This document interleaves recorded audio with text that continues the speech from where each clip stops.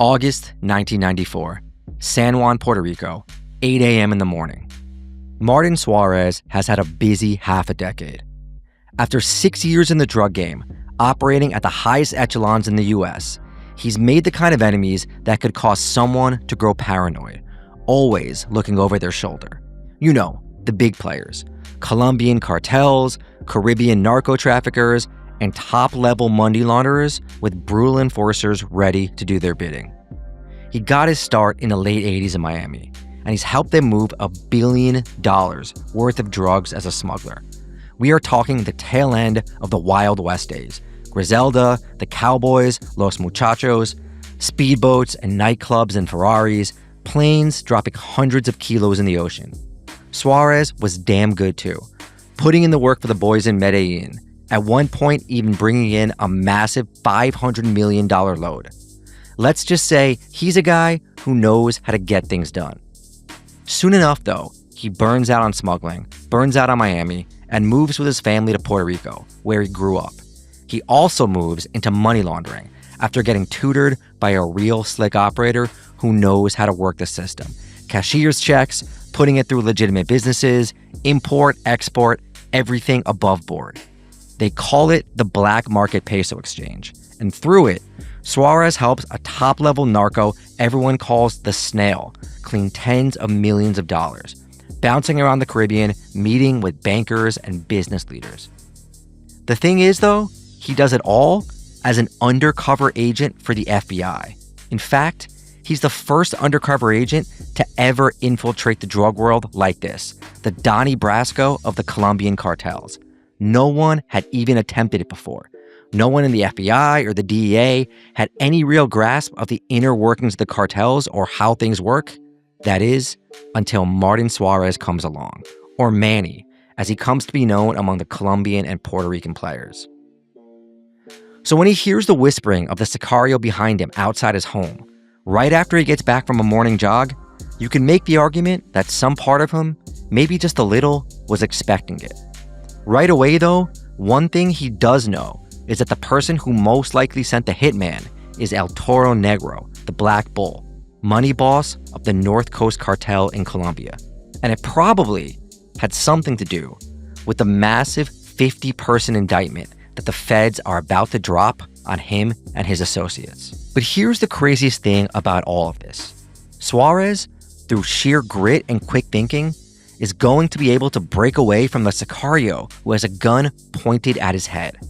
And afterward, instead of giving up the life of an undercover, he's going to dive right back into it, getting more undercover assignments for another 15 years.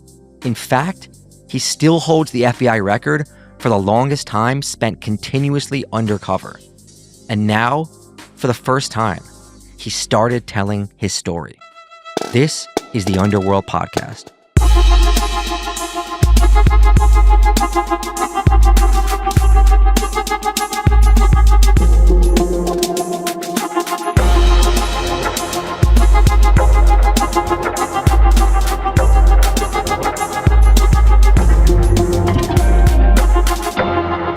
Welcome back to the Underworld Podcast, an audiovisual program that takes you, our beloved listener, on a journey through the world of organized crime from past, present, and future, hosted by two journalists who have done this kind of thing all over the globe. Myself, Danny Gold, and my co, Sean Williams, who is actually not here. He's been in Japan for a while, just got his pinky finger taken off, had to go to the hospital, is getting it reattached. We'll catch up with him a little bit more about that later. But as always, you can find our bonus episodes at patreon.com/the Underworld Podcast, or right here on Spotify. We're in their studios. Go to the top of like the little page on Spotify. When you click on it, you'll see sign up for bonuses there, or on Apple Podcast, $5 a month. I think we have like one bonus every week these days, so definitely worth your money and time. What else? Tips, comments, and if you want to send us, free stuff or advertise, that's the underworldpodcast@gmail.com, merch at underworldpod.com. And now I'm actually joined in the studio today, replacing Sean, by journalist, writer, author, and sometimes magician, Ian Frisch, co-author of this absolutely insane new book.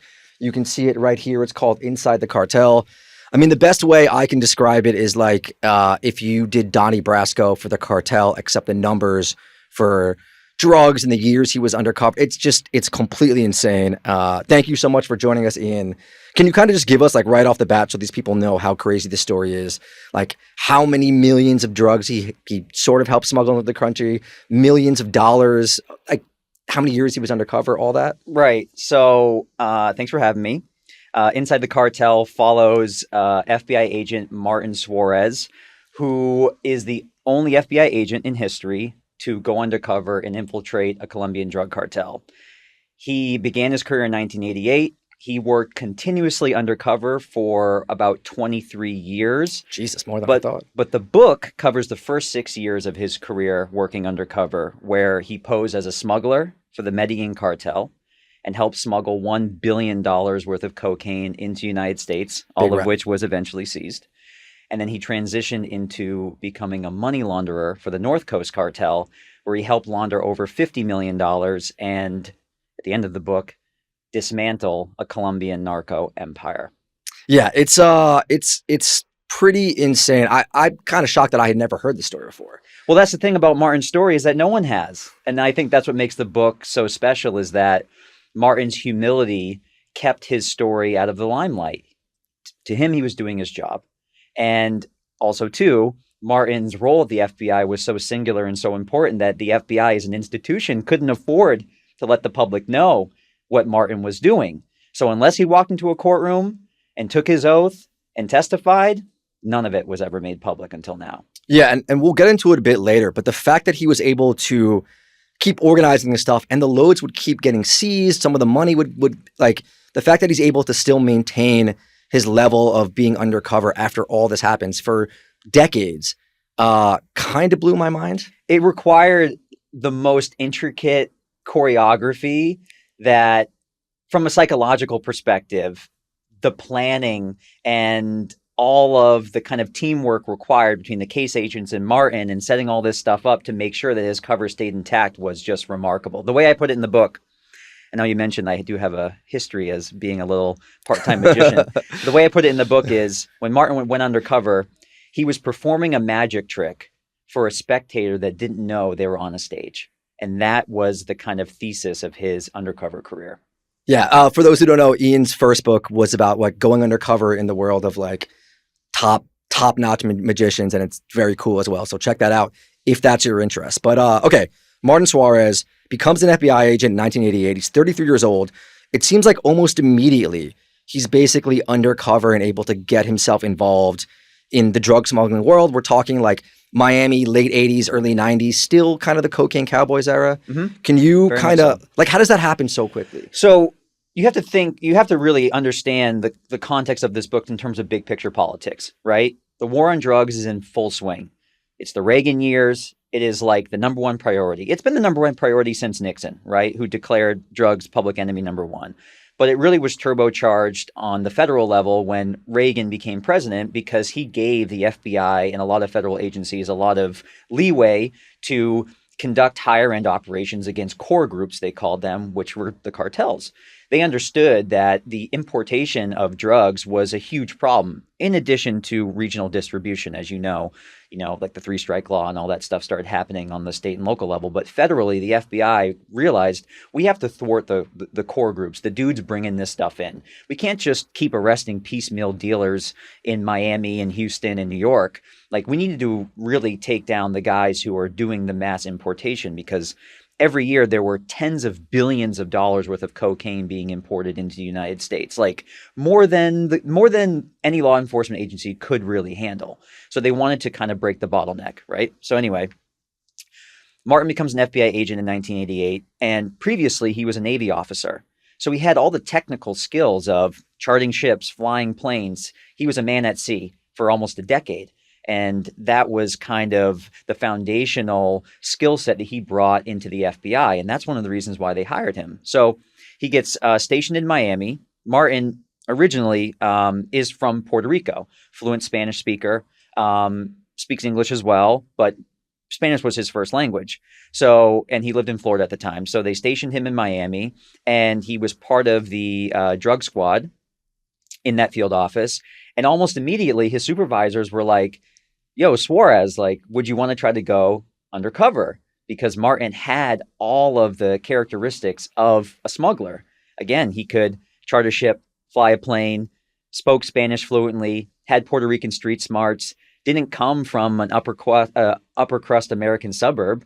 He was, he grew up almost like a street kid, like middle class in Puerto Rico. He had the sort of sociological background that the aura, I think the kids call it, right? Right, the aura. He had aura, right? So they said, all right, let's see if this will actually work. Because what they really needed, the FBI at the time understood, is that they didn't really understand how the cartels operated internally. What they wanted was someone who would go on the inside, figure it out, and thwart it. So they said, our best chance right now is Martin Suarez. So they said, all right, Martin, the first thing you're going to do is you're going to learn how to become a smuggler.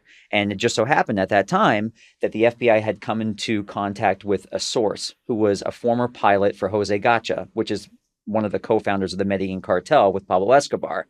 And this pilot, Diego, he became a confidential source for the cartel, for the FBI, and he agreed to teach Martin all that he knew. So he sits Martin down. He says, I know that you know how to do all the technical aspects, which is great, but I'm going to teach you how to become a smuggler. I'm going to teach you how to act like one.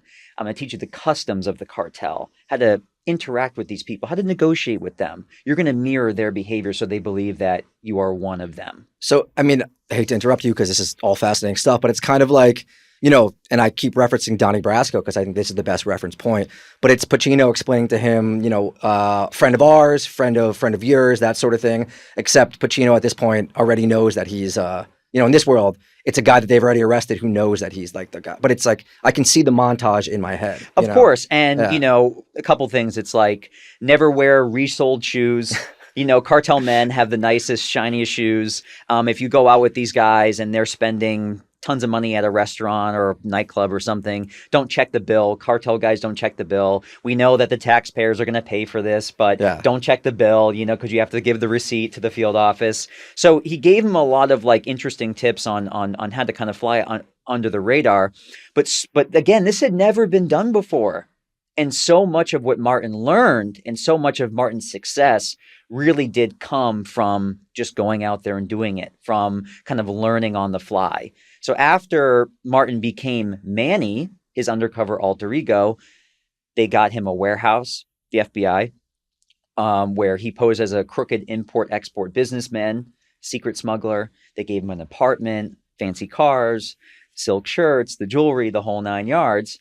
And then the source, the pilot, Diego, started introducing him to members of the cartel. And Martin would play hard to get. Another really great tactic with these guys.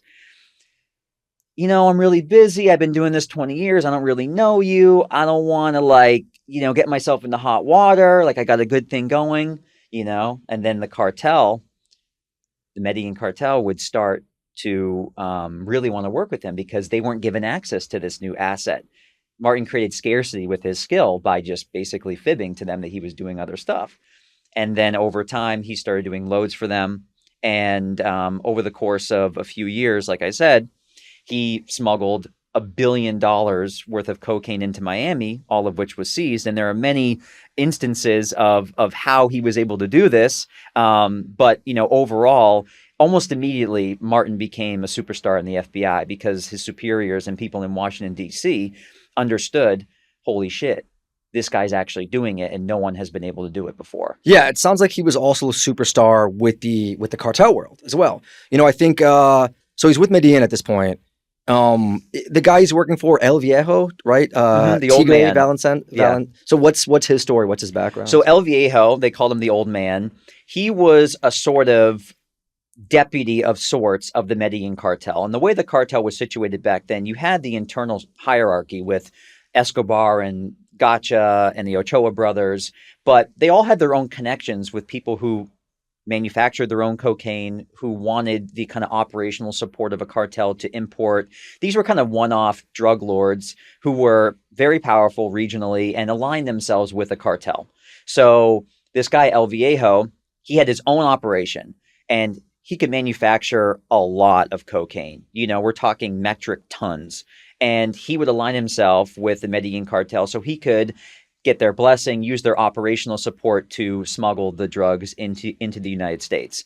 And Martin Source, Diego, the pilot, was buddies with these guys, so he knew them from operating in the underworld of drug smuggling. So it was kind of an easy introduction. But again, these aren't bit players. Like, these are people that make up a large portion of the Medellin Cartel's overall sort of volume, export volume.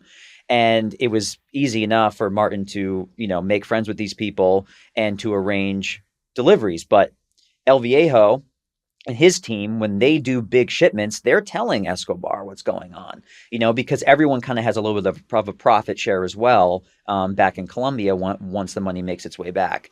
So it was easy for Martin to be able to ingratiate himself into that sort of subgroup of the Medellin Cartel, which gave them valuable intelligence into how the Medellin Cartel worked writ large, because the FBI realized too is that we want to stop the drugs coming in here, but our main goal really is to go after people and intelligence.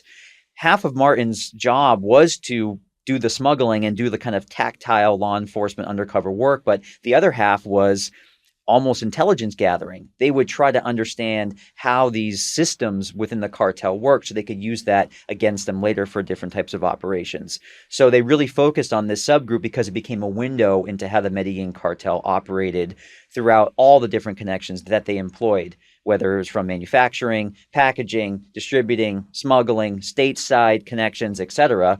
Martin really went down this corridor because, again, it opened up the window into how the whole cartel worked. Yeah, I think people need to understand that, like, this is before all the documentaries, all the TV shows, all the books. Like, this is early days. Escobar's still alive for a couple more years. Like, he really did get in at a time where we just didn't understand. Law enforcement just didn't understand how the cartels worked, who they were, what they were really doing. And all they understood really at that time was what the drugs did once they were here. Yeah. Back then it was drugs are on our streets, but no one understood what happened in Colombia and how it got to American shores. It was kind of a black box. And the FBI, for many years before Martin went undercover, tried various tactics to figure it out. Obviously, it didn't work. They said, okay, what we really need is a deep undercover agent. And Martin was that guy. Yeah. And to be clear, like, he wasn't doing like a kilo over the border. This wasn't like nickel and dime sort of shit, right? There, at one point, I think there's a $500 million drop. Right. So again, when Martin was able to integrate himself into these high-level core groups, these aren't bit players who are putting a couple kilos in a backpack and smuggling it across the border. These guys are doing industrial-level smuggling operations. You mentioned the $500 million drop, and we can go through that. How do you get $500 million worth of cocaine into the United States? Seems like a tall order. Our listeners want to know. One way you can do it is you take an airplane from Colombia. This is what Martin arranged with the cartel for one delivery. This is only one delivery. There are many more. You put $500 million worth of cocaine, hundreds, thousands of kilos of cocaine into a very large airplane with a cargo door. And what Martin did was he coordinated an airdrop off the coast of Cuba in the middle of the Caribbean. And in the dead of night, cartel flew the plane over predetermined coordinates. And Martin is on a boat. And he has two motherships that are also in the general vicinity that are kind of the anchor points. He's on a smaller boat that can go between the pickup location and then the mothership. And cartel flies the plane over. It's 2 a.m. Martin's in this little boat. Sea is roiling. Troughs and waves 12 feet high. Water splashing over the boat. It's pitch black. And he sees the plane and they start dropping the bales. Boom, boom, boom.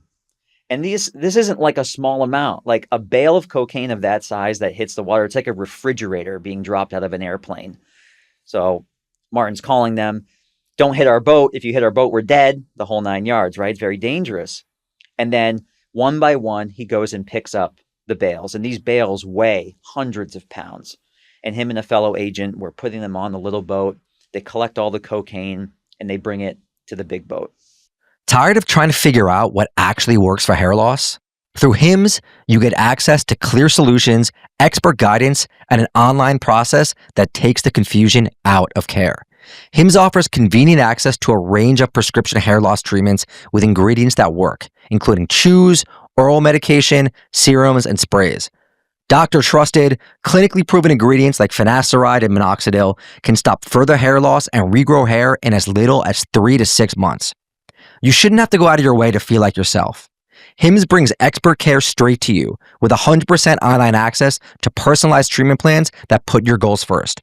No hidden fees, no surprise costs, just real personalized care on your schedule.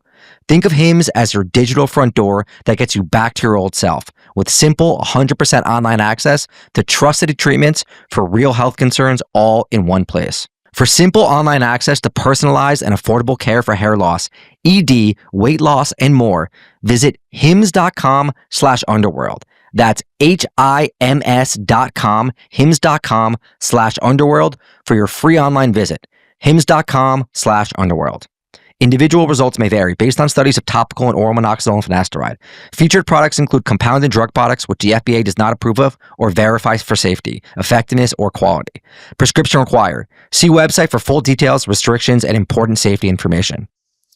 Now, traditionally, if Martin wasn't an FBI agent, the cartel would then try to take the boat into a remote location on the coast of Florida and just secretly get the drugs into the United States, which they did a lot. But since Martin was an FBI agent, he put together this whole ruse where he's like, I'm going to go to the Cayman Islands and hang out for a week so we can tamp down any suspicion and I can create a more circuitous route with your product. Obviously, that gave the FBI some time to catalog the drugs and to create a chain of custody and a chain of title, because when you prosecute, you have to prove that we arrested you because the drugs came from your airplane, hit the sea. It was all the same drugs. The drugs that we seized 3 weeks later is the same drugs that came out of the airplane. So the chain of title thing was like a huge deal when doing undercover operation. So Martin gets the drugs into Miami because the FBI secretly brought them into the country while he was in the Caymans, And then in order to substantiate the ruse of a raid, Martin had this ingenious idea where part of his procedure was to put the bales of cocaine into 55-gallon metal drums. That's how he would deliver it. But he would tack weld the lids of the drums on top. So then you would need a plasma cutter to open them. And you might think, okay, who cares? Well, you deliver 30 55-gallon drums in the back of a box van to the cartel's stateside distributors, and they don't realize that they need these tools to open the barrels to then break them down for the next phase of shipment. So they start calling their bosses. Hey, we need help. They call their whole crew. We need help. We need help. We need help. You have to go get this, and we need more help. So now you, instead of 6 guys unloading the cocaine, you have 25 guys in one location.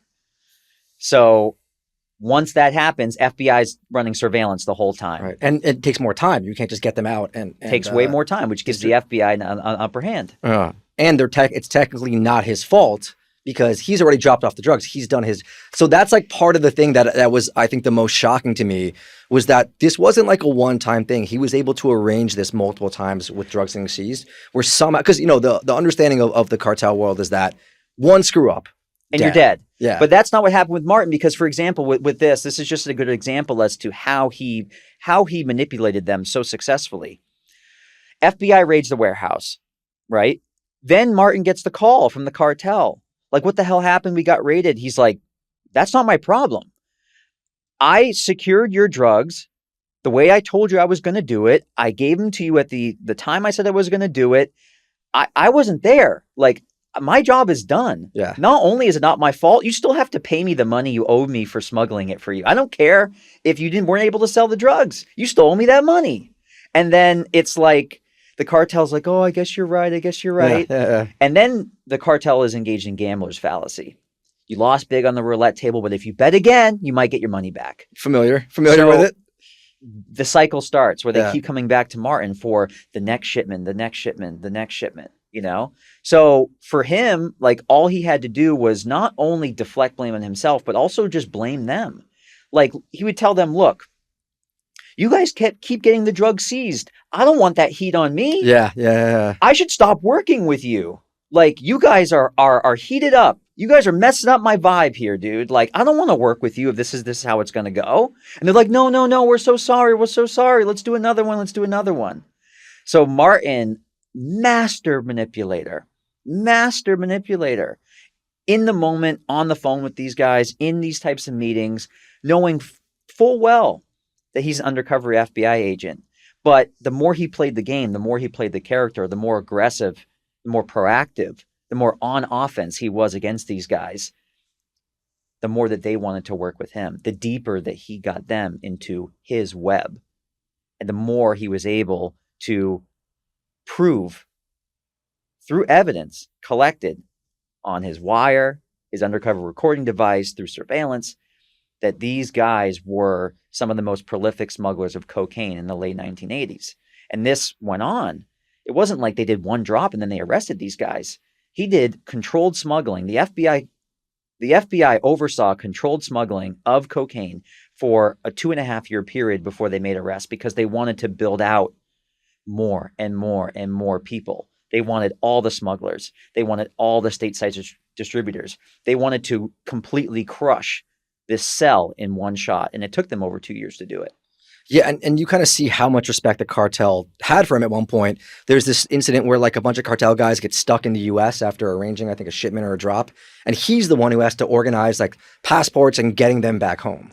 Yeah. And again, this is just indicative of how much the cartel trusted him, even though Martin was like kind of a dick to them when like stuff would go wrong that he orchestrated secretly, right?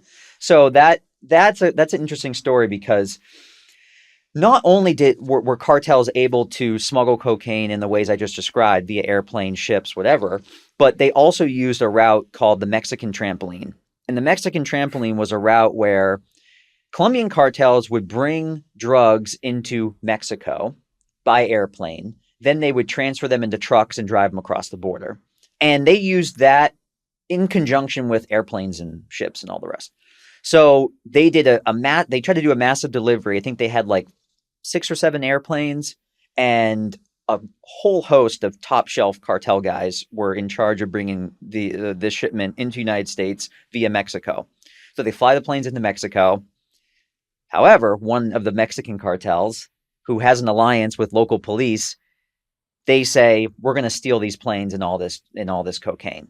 So the Mexican police surround the planes and confiscate the airplanes, confiscate all the drugs, and basically tell the Colombians, you're either going to walk to the border of the United States and cross over and get out of Mexico, or we're going to kill you. Those are your 2 choices. So all the Colombians cross over into Texas, and they call Colombia, and they're like, dude, we just got robbed. Like, we are screwed. We need help. Like, we're stranded in Texas, and we have no connections. We have no money. We have no cars. Our airplanes are stolen. The drugs are stolen. We're screwed. No passports. Yeah. Nothing. So the cartel calls Martin. Our guys are stuck in Texas. Can you help us? He's like, no problem. So obviously the FBI is like, this is amazing, because when you do a favor for someone in the underground world of drug smuggling, they are forever in your debt, right? You have leverage over them forever.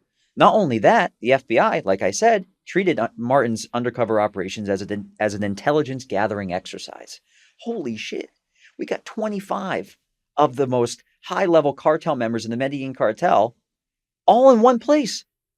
If we can get them all in one place and we can have surveillance on them, they talk amongst themselves, they're making phone calls, we'll have a treasure trove of intelligence as to how this operation works. So the FBI pulled out all the stops. They got the guys from Texas to Florida. They put them in the warehouse. They put them in a couple safe houses, but they wanted them all in one location, like I said, so they could make phone calls to Colombia and they could record those calls. They could talk amongst themselves, and they had the whole room wired up where these guys would hang out and talk.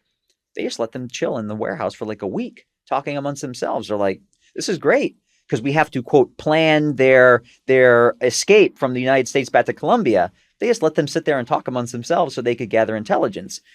Behind the scenes, the FBI was also figuring out, one, how can we increase our leverage with these guys? And two, how can we make it seem like we're going above and beyond to smuggle them back to Colombia when the United States government could just do it basically for free and it wouldn't be a problem anyways? So first was that they said, we're going to charge you a lot of money to do this. They charged them like millions of dollars to help these guys escape back to Colombia, right? First part of the ruse. The second part was, in terms of people who had passports or not, the guys with the passports got back on. There were a couple guys with passports that they put on a commercial flight back to Medellin. And then the guys who didn't have passports, they kind of ramped up the kind of theatrics, like, we're going to smuggle you out of Miami. And they like set up this whole fake thing where they had like a secret airplane come in and bring these guys to a meeting point on the Cayman Islands, and a Colombian plane would grab them and bring them back to Colombia. Again, if these guys were caught in the United States without passports or without visas, the government would just deport them for free back to Colombia. But obviously they didn't, the Colombians didn't know that. So they paid all this money for Martin to, quote, smuggle them out of the country. And again, this just continued to substantiate and to verify Martin's skills and connections as a prolific drug smuggler, when in reality, it was just the FBI pulling strings behind the scenes. Yeah, I mean, there's so much stuff in this book that are... So, okay, two questions before we switch up to the money laundering thing. One, I mean, that insane moment when he's with his wife, like off duty, and he bumps into another trafficker. Like, what happens with that? And then the second question is, have you guys sold the movie rights to the book? We haven't sold the movie rights yet. It's out there. Come on. It's out there. Come on. Maybe we're waiting for a bidding war. Who knows? Yeah.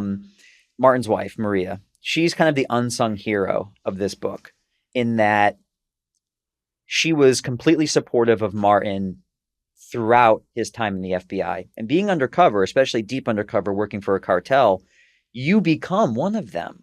Martin was gone for weeks or months at a time, and he couldn't tell his wife where he was. But she understood that he was doing something noble, that he was having an impact, even if he couldn't tell her exactly what he was doing. But again, she did get a front row seat one time when they were on the beach together, because they were walking down the beach, and Martin hears a voice call out from behind him, "Manny?" And he knows. He can hear the accent. This guy's a Colombian. Turns around, and it is a money launderer for the Medellin Cartel that Martin had met here and there throughout his time as a smuggler. And Maria hears his accent, sees his clothes, knows what Martin has been doing to a certain extent, working undercover, and it all clicks for her. Okay, this is what Martin's been doing. Sharp. But she knows to not say anything.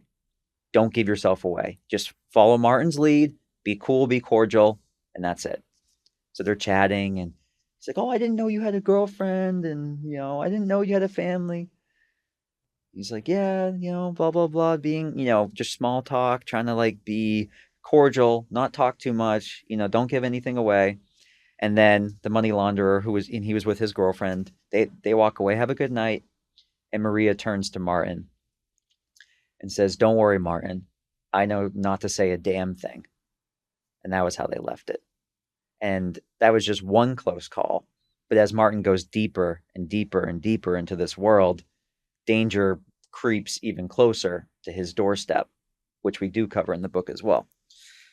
Yeah, the money changer thing. I mean, that's part of a money launderer thing. I mean, we have this big change up, right? It almost seems like, I don't know if he burns out a little bit, or he's done all he can do with drug smuggling, or they want to expose it like one of the main facets of the cartel that's not just product, right? So he gives it up. I think he moves to Miami. Does he move to Miami right away? From Miami to San Juan, Puerto Rico. San Juan, Puerto Rico. So it's kind of a three-pronged decision. One, the case, like this big-ass case against the Medellin Cartel was kind of done. Like, we don't need any more evidence. We can indict type of situation. Martin was a little burned out because of the demands of that role. And he wanted as well to move back to San Juan, Puerto Rico to be closer to his mother and father. They were getting older, and Martin had 2 sons at the time, and he wanted his sons to be able to get to know their grandparents. But he also pitched to the FBI, look, Puerto Rico is a major transshipment hub. It is a stop along the way for these guys. And Puerto Rico can be kind of like a new kind of home base for us. I can work out of the San Juan field office. We can collaborate with Miami. Our money will go further and we can make bigger cases. And the FBI thought that that was a great idea. So they approved of his transfer, and Martin went down there, and he did do some, additional smuggling at first. After kind of taking a short break from working undercover, he blamed it on the Medellin Cartel. You guys are heated up. I need to go underground for a bit. I'm going to be gone for a little while, Then he reemerges, and he's, starting to kind of work again and using Puerto Rico again as his sort of home base. At this time, too, we're going to zoom back out 10,000 feet. Federal government's like, great, we're making like amazing seizures. Like, look at Martin Suarez and that team. Like, these guys are doing great. Like, we're learning so much more about the cartel. But they realized that, like, we just seized $1 billion worth of cocaine in one case over a 2-year period, barely made a dent, did nothing, There is a type of abstract futility to this job in that you're doing something that no one's ever done before, and it still doesn't make a dent, right? Yeah. It makes a dent in some ways, but there's still drugs on the street. So they think about cartels as a business. What is the business model of a cartel? You import product, you sell it, you use your profits to make more. Classic business structure. How do they get their profits back to Colombia? You have a couple $1,000,000. You want to get that back to Colombia. It's not crisp $100 bills from a bank. It's dirty street money that you keep in warehouses, in shipping containers. How are you going to get that back to Colombia? You can't. You can't move it. It's so much money, it can't be physically moved. You have to launder it. And the FBI and U.S. Treasury and everyone else, they understood this, but they didn't know how the cartel laundered money. They thought, maybe we should focus on that.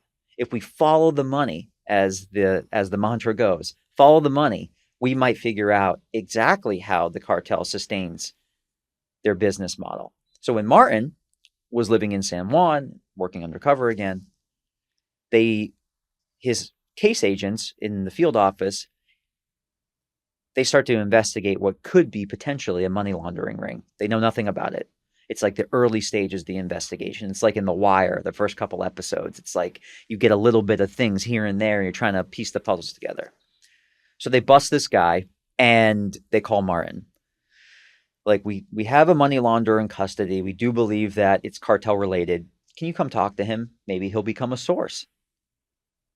Martin goes down. He's in his smuggler garb. He's got his Rolex on and his silk shirt and his cowboy boots, his mullet and his mustache, right?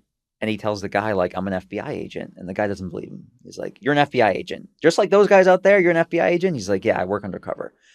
He's like, you have 2 options. You can wear the white hat. You can work with me. I'll be your partner. I'll be your handler. You just work with me.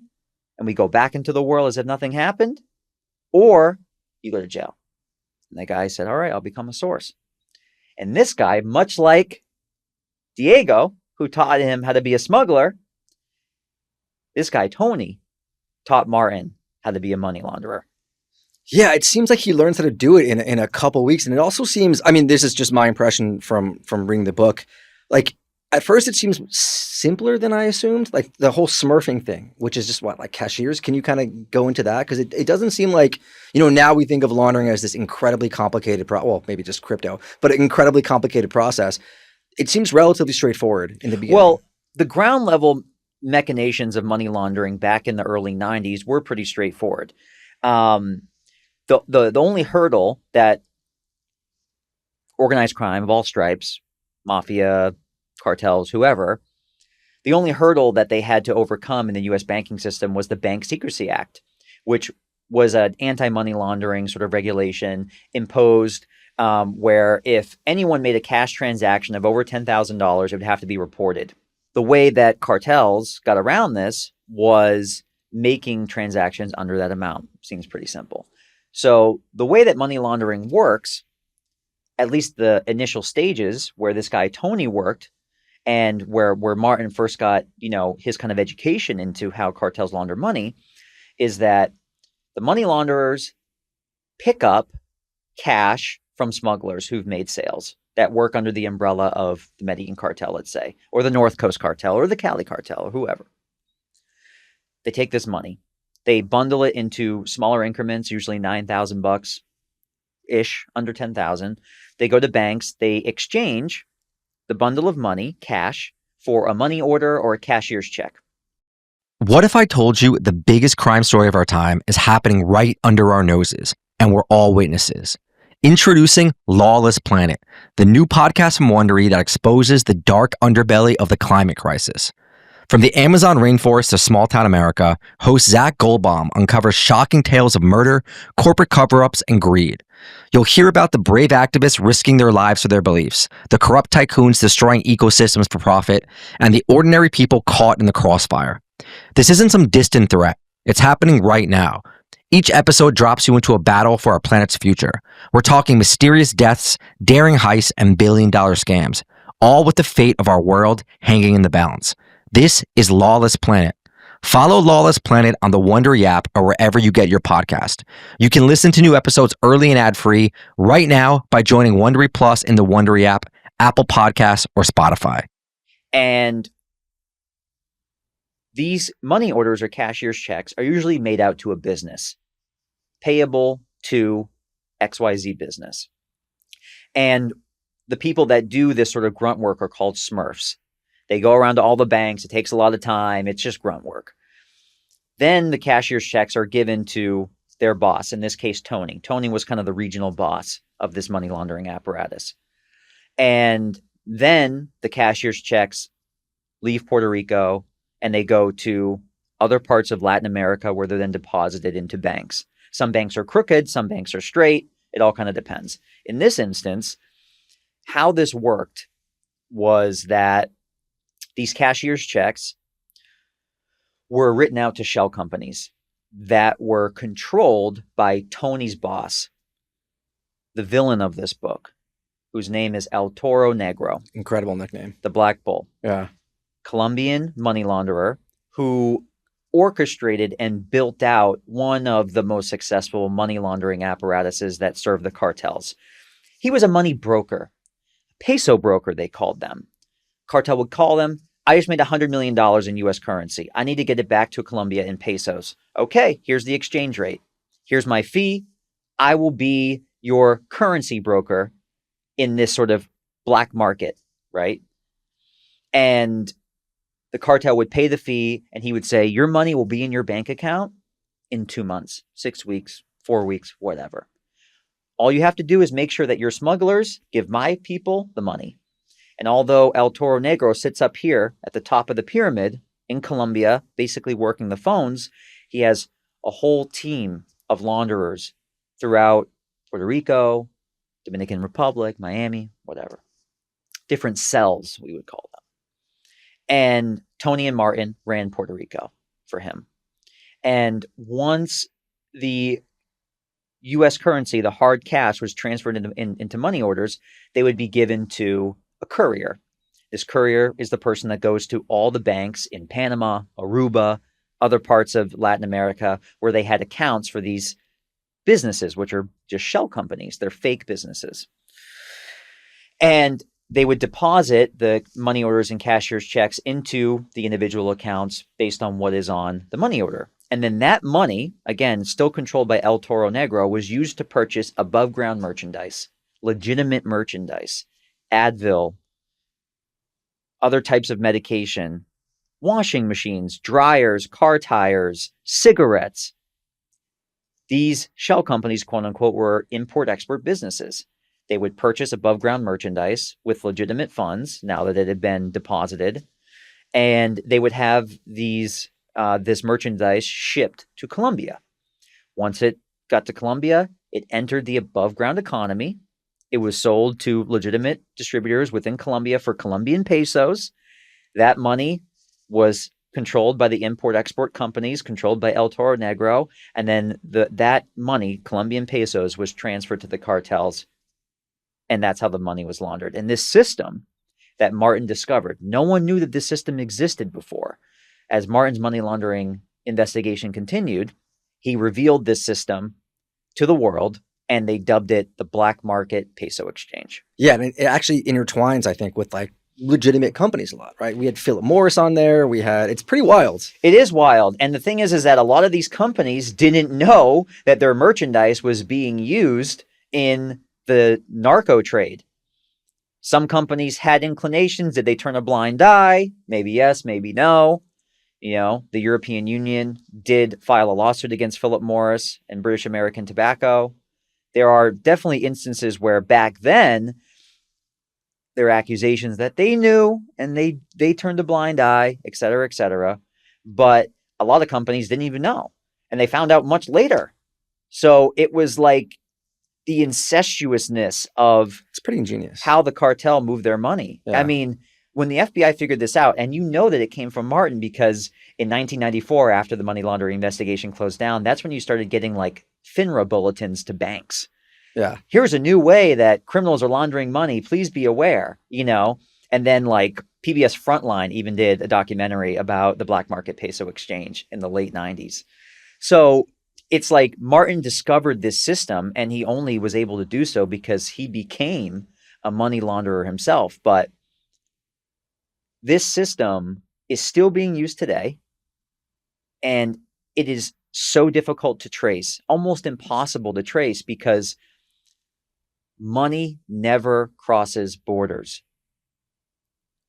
It's all done through legitimate transactions. It's almost impossible to trace because you're using legitimate currency to buy legitimate goods that are then sold for legitimate currency, and someone's paid back. It is one of the most insidious systems that supports organized crime. And again, even though Martin discovered it, even though they thwarted a huge chunk of this system's economy through this case, still being used today because it's the perfect way to launder money. Yeah, and you have so many people that earn their living from these companies that have no idea probably that if like the drug trade or whatever else got shut down, like they'd have no. Yeah, and it's like, you know, in the underground world of drug smuggling, this system of laundering isn't necessarily a secret. And there are many people who would love to become peso brokers because also the Underworld podcast. I mean, we're right here. We're right here. The thing is too, is that back then with the way the drug laws were written, if you got caught with $1 million in cash, you might not even go to jail. If you got caught with 3 kilos of coke, you're going to jail for the rest of your life. Yeah. So the federal statute itself perpetuated people's ability to launder money because we didn't understand the importance of that system in conjunction with the drugs. Everyone says drugs, drugs, drugs. To the cartel, drugs are much less important than money. Money is the key to everything. And if you can stop money from getting back to Colombia, you might have a chance at stopping the cartels. Speaking of the cartel, so we have El Toro Negro, who's the money launderer. He works for a guy, right? His boss is the Snail. Is that correct? So the Snail's North Coast Cartel? So El Toro Negro was kind of a freelancer, I like to call him. A freelance money laundering baron. He would launder money for whoever asked him. He did some laundering for the Cali Cartel, I believe the Medellin Cartel as well, but his largest client was the North Coast Cartel, which was led by a guy named the Snail. And which terrible drug lord nickname too, by the way. Right. But just not intimidating. There's a I think it's because of where he came from, and there's like snails on the beach near his house or something like that. I don't know. The drug lord nicknames are like super random and like sometimes don't make sense. But this dude was a really good drug lord. And the North Coast Cartel, especially around this time, again, let's zoom out 10,000 feet. What's going on in 1992? Pablo Escobar just got killed, you know, and the Medellin Cartel is dismantled because Escobar is dead. And the Colombian authorities were like, we're done with you, dude. Like, we're going to find you. The DEA is operating out of Colombia in conjunction with Colombian authorities. You watch Narcos, you can see how it's done. They took down Escobar, right? Then the Cali cartel is like, okay, power vacuum. We're going to go in. We're going to align other people again, like under our umbrella. And that's what the North Coast cartel did. The Snail said, I will work with you, Cali cartel. You can control all of Central Colombia. That's your zone. Cool. I want the whole North Coast. You can't come in my territory. I want all my import export areas, controlled exclusively by me. Like, I want the Caribbean routes. And Cali was like, great, no problem. So they formed an alliance, a handshake agreement. And with that came much more market share. The Snail all of a sudden was like one of the most powerful drug lords in the whole country because he controlled the most profitable and most reliable smuggling route through the Caribbean. So he required an almost exclusive relationship with a dedicated money launderer. And that's what El Toro Negro did for him. And El Toro Negro was from Northern Colombia. So they knew the same people. They come from the same zone. They spoke the same language, quote unquote. So they were a good match in that regard in terms of this business relationship. But El Toro Negro had political clout. He was someone who had a lot of power regionally, but also had a lot of connections in Miami, San Juan, etc. We talked about that. So his system of laundering was great. It worked super well, and it was highly profitable for everyone involved. So as the Snail's marketplace grew, so did the business for El Toro Negro, which then trickled down to Martin and Tony, who are running the streets of Puerto Rico and doing deliveries and taking meetings with his other associates in Miami. Yeah, and he's kind of, the Puerto Rico stuff, he's got the speedboats and the mansion. Like, he's having I'm sure he's stressed out of his mind, but he seems like he's having a good time. Yeah, totally. But the thing is about money laundering is that, as another saying goes, money doesn't sleep. So Martin was... even more so than smuggling, Martin was dedicated to the cartel's every whim, day in, day out. Any time of day or night, he had to be on call. And it wasn't like he had to have meetings with people to set up a load delivery. It's just his phone. If his phone rang and Colombia called, he had to do what he was told. And he did money pickups consistently. Every day, every other day, he's picking up millions of dollars from, drug smugglers who are using Puerto Rico as a midpoint. And it just began to control his life, The thing is, though, with smuggling is that you may think, oh, smuggling's dangerous. It's like, but it's really not. It's very isolated in terms of like its operational requirements. You're on your own program with your own equipment. You're out usually in a remote area doing this type of work. But with money laundering, you're on the streets. You're forced to interact with like dangerous drug lords day to day. You have money with you. What happens if an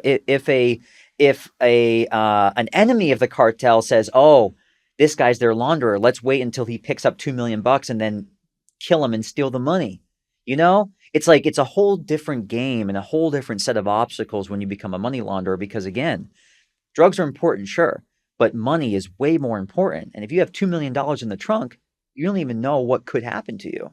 Yeah, it's interesting. I mean, when you think of money launderers, I feel like the initial impression is like, these are the office guys, the kind of like, the squares, like it's not that dangerous. But from the way you've been describing it, it really seems like that's the scariest part. It is, especially if you're working kind of on the street. Like if you're like the main dude, like, El Toro Negro was, it's easy for you to just be chilling and you're on the phone the whole time. There's a lot at stake for you. If you lose the cartel's money, you're basically screwed. But again, like you're kind of running a stockbroker type of business, right? And then people on the street are kind of doing the kind of heavy lifting, which Martin did do. But, to your point, yes, very dangerous because, again, you're on the street. You're interacting with all the different types of people. You don't know who you're going to meet. You get a call. You have, a place to be and a time to be there. And whoever shows up, you have to make sure that you're on your toes and you can interact with them and keep yourself out of danger. And, Martin, thankfully was very good at that. And it's also, too, not just street people, right? High society folks. Like who was the Moore family? So, as I explained, and how money is laundered, right? The third step in this process is depositing money orders and cashier's checks into banks. A bank, in my opinion, a bank worth their salt, probably is going to catch on that some of this money being deposited into these accounts is potentially maybe doesn't really all add up all that well. You're depositing very round numbers on a very consistent schedule into these accounts, but if the bankers are crooked and they're actively participating in the narco economy, you kind of have free reign to do whatever you want. And El Toro Negro had a very powerful partner in Aruba.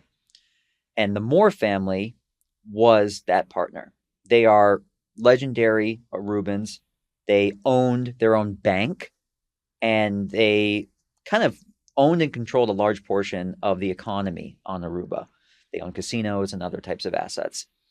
But this bank allowed them to participate in the underground world of money laundering. They were accused of laundering money for the Sicilian mafia. In this case, the FBI had overwhelming evidence that they were the main partners of El Toro Negro's money laundering apparatus. And what their role basically was just allowing the flow of funds to go through the bank. And they were compensated for doing so. But it's really remarkable that the cartel was able to co-opt an entire bank. It wasn't a rogue employee. It wasn't some executive who was like building a secret account over here. It was like the family owned the bank and they knew. There was two cousins who were indicted as part of this case. And according to the government, they knew that the cartel was using their bank to launder money, and they actively helped them do it. Yeah, I mean, that indictment too is what? I think it drops in like 90, 95, 96, 94? 94. Yeah. 52 people were indicted, including the two cousins who were executives at the bank. And, it was a who's who of the cartel. And that indictment, jumping ahead a little bit, but that indictment became the foundation for dismantling the entire North Coast cartel, because that indictment provided the evidence required for the Colombians. And later the DEA was working with them a few years later for them to arrest the snail and extradite him to Colombia, from Colombia to the United States.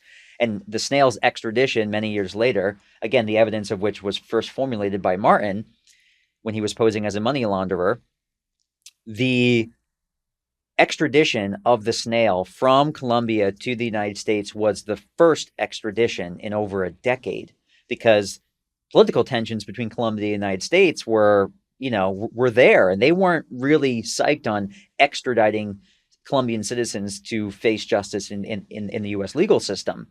But the snail was brought to the United States, and he was charged and convicted of the crimes against him. And it all started when Martin became a money launderer. What's his real name, this now? Alberto Gamboa. And is he still locked up? Do we know what happened to him? I don't know. He might be dead. Yeah. I have to look into that. Looking at 30 years, something like that. And he was an older gentleman when he was arrested. I think he was in his probably 50s or so. Yeah. So around the same time, I think that indictment drops. We also have the situation where he's kind of found out, right? Like the Sicario goes to his house. He gets into a shootout. I mean, I'll go into it in the cold open. But do we have any idea how that happened? Like how he was actually found out? So the thing about the cartel, and again, they were of a similar disposition to American law enforcement. Cartel loved information. They knew information and intelligence would always keep them one step ahead of their opponent. So as this money laundering operation came to a close, you have to look at it from the perspective of the cartel. Martin had done a couple pickups for the cartel and still had their money. He hadn't yet transferred it or given it to the cartel's receivers, the couriers and whatnot. And he disappeared from the criminal underworld. The FBI was like, case is closed. It's getting really hot. Like, we have enough. And we just feel like now's the time to shut it down. So Manny disappears, and Martin is like back to Martin Suarez. He's no longer working undercover. All his stuff was destroyed. Like, all the trails were erased, etc. He's gone. And the cartel was like, okay, something's going on here. What the hell happened? So when the indictment was unsealed, there's 52 people listed. Who's the only person not listed? Yeah. So they say, okay, this guy's either a snitch or he's a Fed or something's wrong. But he still has some of our money and he betrayed us, so we're going to kill him. Martin had gained a little weight when he was operating as a smuggler and money launderer. So when he became Martin again, he started running. And he would go on morning runs every morning. And one morning, he goes on a run. He comes home, enters his little patio at his family house and sits down. And then he hears from behind him, tss, tss, tss. And he turns around. And there's a Sicario wearing a mask, pointing a pistol at his face. And the guy says, get on your fucking knees. And Martin knew that this hitman was sent to kill him by the cartel. If it was random violence, if it was robbery, would have been down different. But Martin really knew that this was a targeted attack because Sicario was asking him, are you the owner of the house? Are you this? Are you that? Let's go inside the house, blah, blah, blah. And Martin's deflecting. I don't own this house. I'm just visiting. I'm just a friend, whatever, He's trying to buy time. But the Sicario, under his breath, was saying, he has the same eyes. He has the same eyes. And Martin realized he has my picture. He was given a picture and he was told, this is the man you're supposed to kill. He lives at this address. So once the cat was out of the bag in terms of the indictment, they figured out who this guy really was. Is he Manny? Is he Martin? Who is he? Where does he live? He lives here. You know, they sent this Sicario to kill him. Is that a mistake on their part, or is there like a way? Is there a way around that? You throw his name in the indictment and somehow he just like doesn't like. How do you protect against something like that when it comes to these indictments? That's why when Martin was a smuggler, he always did his best to verbally distance himself from any law enforcement activity. Yeah, he would blame the other side. It's your fault. I'm not hot. You're hot. So if anyone got indicted or arrested, he had plausible deniability. In this case, these guys are a little smarter. They realized he was doing all the same sort of stuff. Like he should have been implicated. There should have been something here. You know, like he wasn't that far away from the criminal activity to where this guy got arrested, but not him. Like, come on. Does that make sense? Where the cartel kind of got wise to be like, there's something wrong here. And even if the cartel was wrong, it'd make them feel better if they killed him because then they could say, I guess we were right. You know? So even if they were wrong in the context of blaming someone, in the eyes of the cartel, it doesn't really matter. Another dead guy, who cares? It, you know, in their mind, they did the right thing. It's kind of proving their own sort of theory of what happened. So in the context of Martin, they thought, even if he's not a snitch or a Fed, he's a loose end. He's a witness. Maybe we should kill him. You know, these are theories that could have been going through the cartel's mind. And El Toro Negro was the person obviously leading the charge on this sort of thing. So when Martin realized that this guy was there to kill him, he knew too the guy was a professional. So he was like, how am I going to get out of this? The guy's too far away for me to jump him, but he's too close for me to run. So how do I get out of this situation? Because if I don't figure something out soon, this guy's going to kill me. So the Sicario starts to pat him down after about 20 minutes, and he finds the key to the front door in his sock. And the guy's like, you piece of shit, you lied to me. And Martin knew then that he was completely screwed. The guy brings him up to the front door, gun in his lower back, and right as Martin's going to open the gate, which opens out towards them, which makes Martin have to lean back against the guy. He's close enough now. He spins around, tries to hit the gun out of the guy's hand. He misses. So he pushes the guy down the steps. The guy's gun goes off. Martin dives into his house through the front door. Martin can feel blood on his face. He's checking himself. And I've been shot. Have I been shot? He hasn't. He's safe. He got hit in the nose. Blood is down his face. Now he knows that he has a chance. And he says to himself, I'm going to get this motherfucker. Runs into his bedroom, grabs his service pistol out of the closet, and now he's in a standoff with this guy. Thankfully, his neighbor heard the gunshot. She called the cops. Cops show up a couple minutes later. You know, Martin is trying to prevent this guy from ambushing him during, in the interim. And then the guy runs away. And the cops eventually find him. But the guy never admitted that he was sent by El Toro Negro. His allegiance to silence was forever lasting. The guy was charged, put in jail. But Martin always knew deep down in his heart that El Toro Negro sent that man to kill him.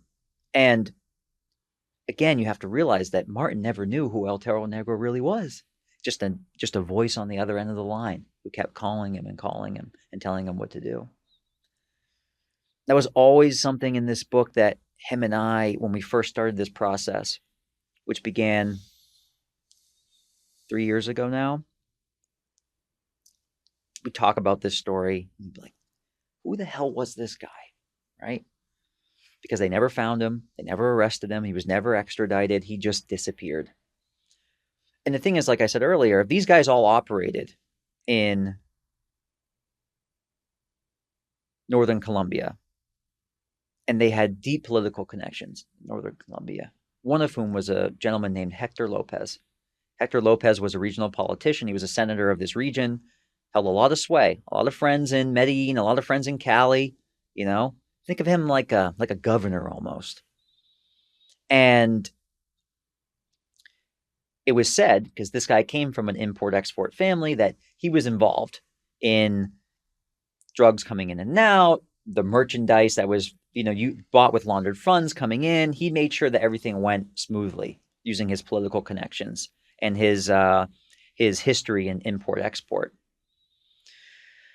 And Hector Lopez, whose moniker was the Marlboro Man, because he was known for his prolific importation of Marlboro cigarettes into Colombia and kind of made Colombia a kind of epicenter of Marlboro's brand back in the day.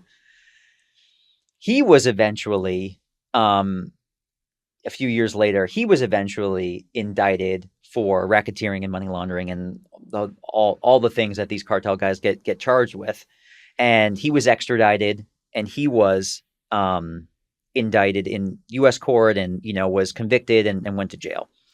And this is all just sort of collateral damage from Martin's case. But again, like when we started this book, it was like, but El Toro Negro, whatever happened to him? Never found that guy. It's crazy. So Martin's like, I'll do some research.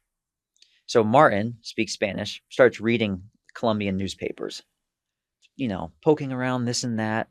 And he found this one article that made a shocking claim that El Toro Negro and Hector Lopez, the politician, were the same person. And that the entire time that he's on the phone with this guy day in, day out, fielding orders to pick up millions of dollars and help launder it for the North Coast Cartel, that he was receiving orders from a duly elected high echelon Colombian politician. And that, when he called me and told me that, I was like, wow, that is a bomb to drop in this book.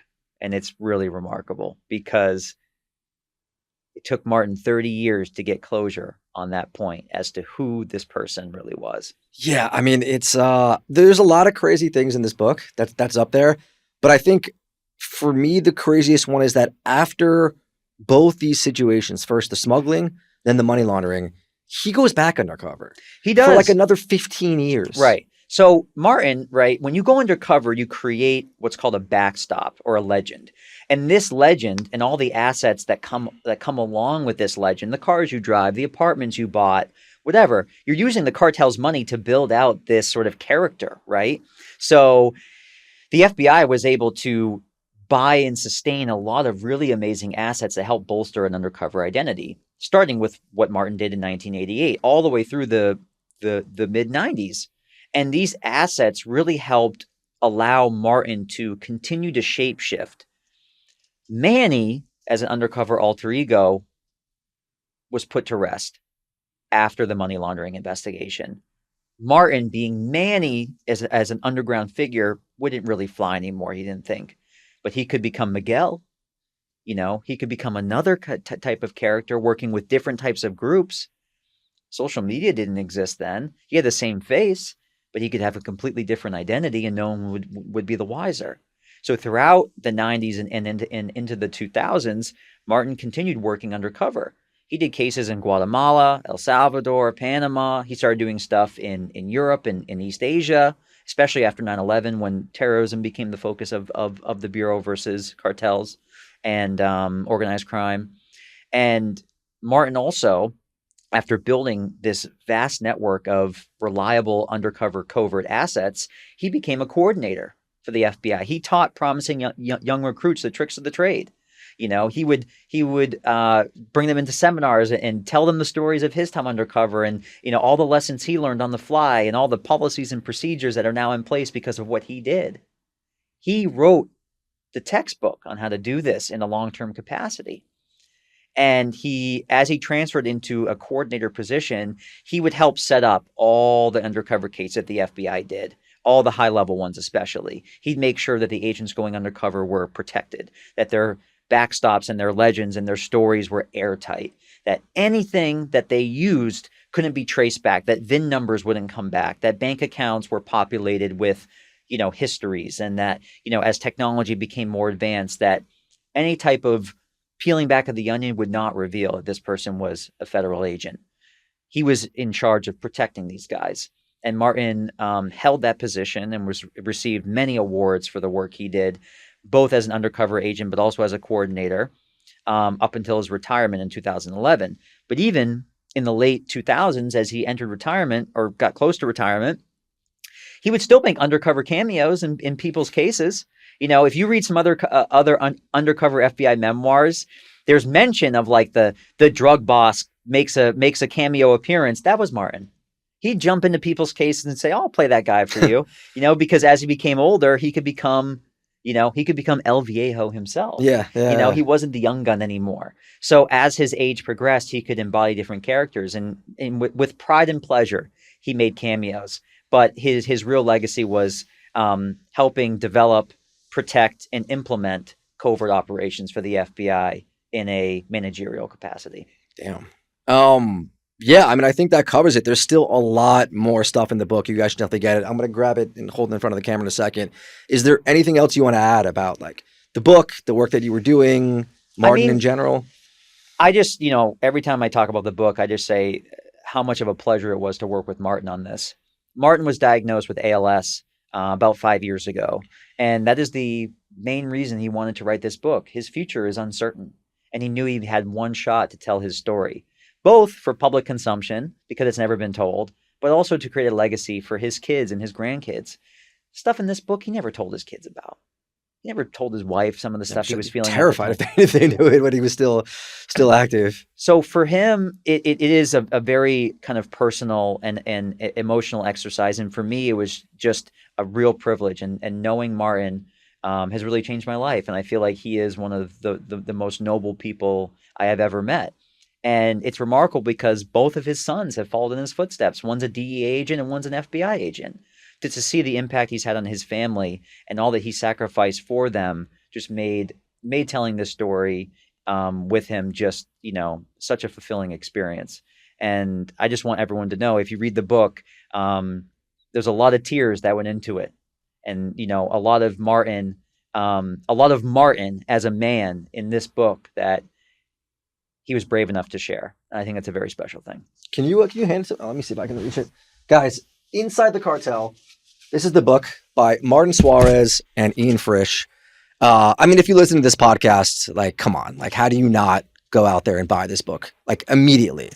That's Martin on the cover. So that's Martin in the middle, and he's talking with. Got the stash. He's got the mullet. You were not lying. Yep. I'm a little sad there's not designer shades on him that cost like $7,000 and are like the worst sunglasses you've ever seen. So the guy on the left is a smuggler for the Medellin Cartel, and the guy on the right is his Sicario, his hitman, his muscle man. So that was a surveillance image from the FBI of them coordinating a shipment.